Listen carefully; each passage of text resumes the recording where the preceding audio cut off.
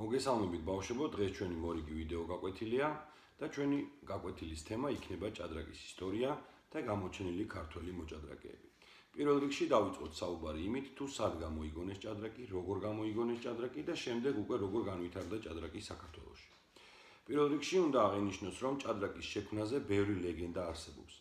მათგან ყველაზე პოპულარული, ყველაზე გავრცელებული არის ლეგენდა იმის შესახებ, რომ ინდოეთში შეიქმნა ეს თამაში იმისათვის, რომ მეფე გაერთოდ.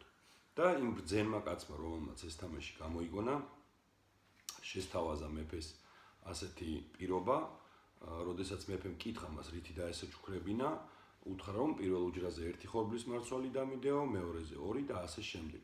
ეს არის, რა თქმა უნდა, გეომეტრიული პროგრესიის გამოყენება და როდესაც დათვალეს, ნახეს, რომ ამდენი ხორბლის მარცვალი არ ქონდათ ინდოეთში სამეფოში, მაგრამ თავარი რაც ამ ისტორიიდან უნდა გვახსოვდეს, ეს არის ის, რომ ჭადრაკის სამშობლო არის ინდოეთი. რა თქმა უნდა, ის თამაში, რომელიც გამოგონილი იქნა ინდოეთში, არის ჭადრაკის წინაპარი თამაში და ჭადრაკი იმ ფორმით, რა ფორმითაც დღეს ჩვენ მას ვიცნობთ, ასეთი არ იყო. ძველ თამაშს ერქვა ჩატურანგა, ამ თამაში მონაწილეობდა 4 მოთამაშე, იყო განსხვავებული წესები. გამარჯვების მისაღწევად აუცილებელი იყო ყველა ფიგურის განადგურება და დავამატებდი, რომ ძალიან მნიშვნელოვანი მომენტი, რომ ამ თამაში იყო კამათელი, რომელზეც იყო ამოტვიფრული სხვადასხვა ფიგურები და როდესაც მოთამაშე აგორებდა კამათელს, ვალდებული იყო ეთამაშა იმ ფიგურით, რომელიც ამოვიდოდა კამათელზე.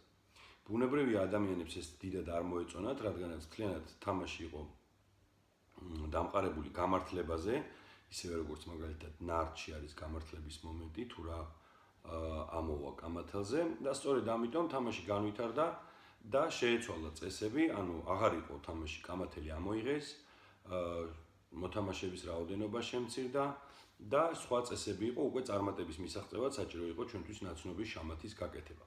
ეს უკვე მოხდა სპარსეთში და უნდა აღინიშნოს, რომ სპარსეთში შექმნილი თამაში შატრანჯი ითვლება პირდაპირ წინაპრად ჭადრაკის, რადგანაც ძალიან გავს ჭადრაკს, თითქმის ყველა ფიგურით გავს, ძირითადი წესებით, მაგალითად შამათის წესით, ქიშის წესით და ასე შემდეგ.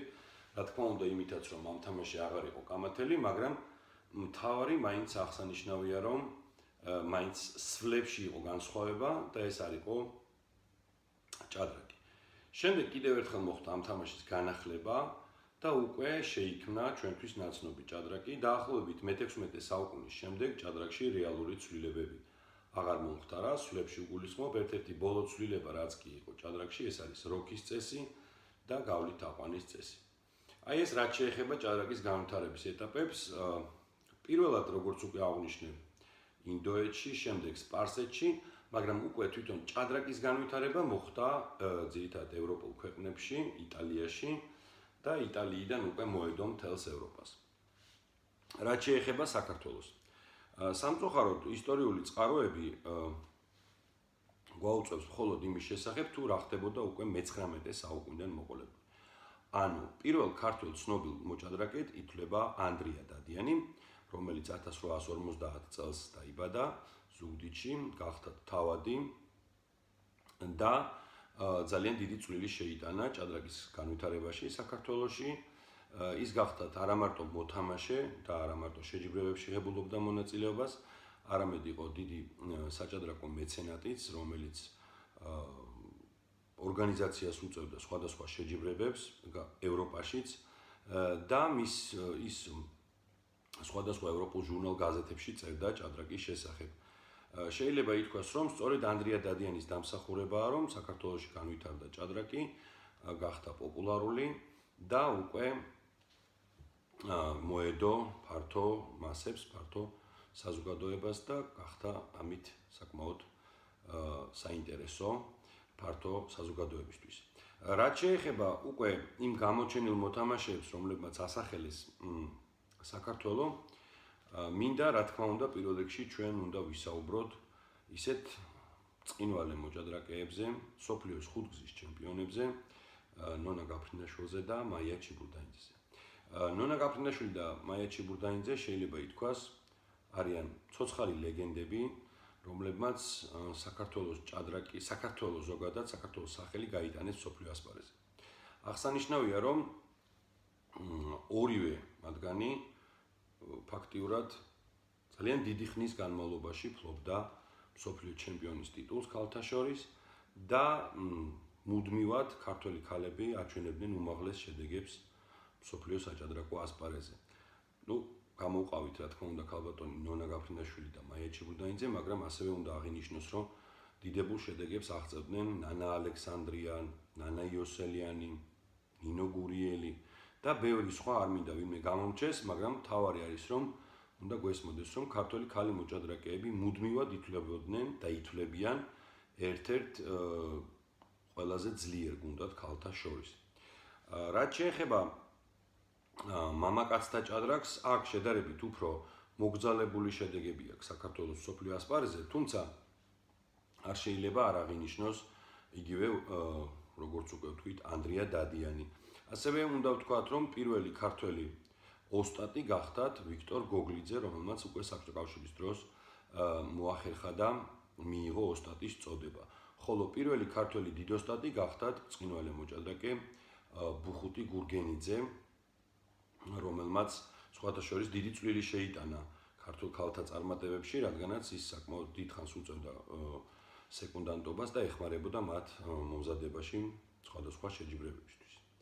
რაც შეეხება თანამედროვე ქართველ მოჭადრაკე კაც-ვაჟებს, აქ რა თქმა უნდა აღინიშნოს ბატონი სურაბ აზმაიფარაშვილი, რომელიც ევროპის ჩემპიონი გახდა, ასევე ბაადურ ჯობავა, საქართველოს ნომერ პირველი მოჭადრაკე დღეს და ბევრი სხვა, რომლებიც დღესაც საკმაოდ წარმატებულად ასპარეზობენ და ცდილობენ დაუმტკიცონ მთელ მსოფლიოს, მიუხედავად იმისა, რომ საქართველოს საკმაოდ პატარა ქვეყანა, მცირერიცხოვანი ქვეყანაა, ასე ვიტყოდი, ჩვენი მოჭადრაკეები ძალიან კარგ შედეგებს აღწევენ მსოფლიო მასშტაბით. რაც შეეხება მანდილოსნებს, უკვე აღნიშნე, საქართველოს ნაკრები ერთ-ერთი ფავორიტია თითქმის ყველა მსოფლიოს თუ ევროპის პირველობებზე და ჩვენი ქართველი მანდილოსნები ფანტასტიკურ შედეგებს აღწევენ, მაგალითად ნანა ძაგნიძე, ნომერ პირველი ქართველი მოჭადრაკე, რომელიც მუდმივად აჩვენებს უმაღლეს შედეგებს. და სხვაებიც, რა თქმა უნდა,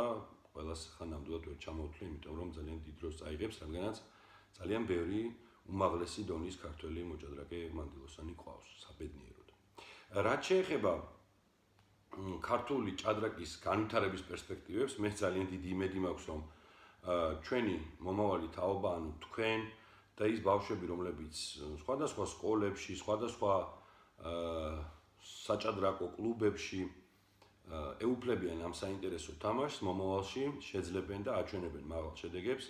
რა თქმა უნდა, პირველი უნდა გვესმოდეს, რომ საქართველოს ტრადიციულად ძლიერი ქვეყანაა ჭადრაკში და კარგ შედეგებს აჩვენებს. ასევე გარდა იმისა, რომ ჭადრაკის შედეგების მისაღწევად რაღაც გარკვეული ნიჭია საჭირო, ბოლო პერიოდი მინდა ვთქვა, რომ ძალიან ბევრს მუშაობენ ბავშვებიც და არა მარტო ბავშვებიც იმისათვის, რომ მიაღწიონ წარმატებებს და საბედნიეროდ გვაქვს გარკვეული შედეგები და მედლები ბავშვებშიც, მოზარდებში, მსოფლიოსა და ევროპის სხვადასხვა პირველობებზე.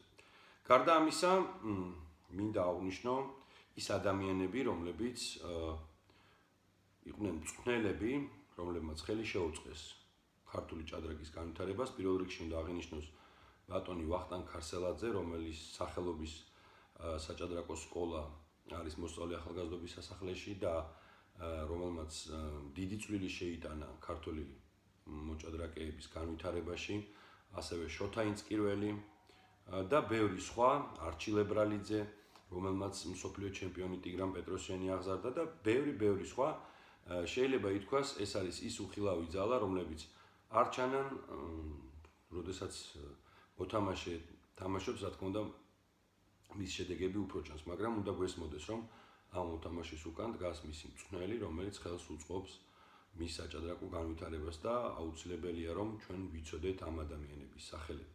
მაშასე პირველ რიგში დავიმახსოვროთ, რომ ჭადრაკი გამოიგონეს ინდოეთში, შემდეგ ის განვითარდა სპარსეთში, შემდეგ უკვე ევროპის ქვეყნებში, რაც შეეხება საქართველოს, რა თქმა უნდა, საქართველოში მრავალ საუკუნის განმავლობაში თამაშობდნენ, მაგრამ ყველაზე ცნობილი ქართველი მოჭადრაკე გახდათ ანდრია დადიანი, რომელიც მე-19 საუკუნეში მოღვაწეობდა. ხოლო ყველაზე გამოჩენილი ქართველი მოჭადრაკეები, რა თქმა უნდა, ჩვენი ცოცხალი ლეგენდები, ქალბატონი ნონა გაფრინდაშვილი და მაია ჩიბურდანიძე.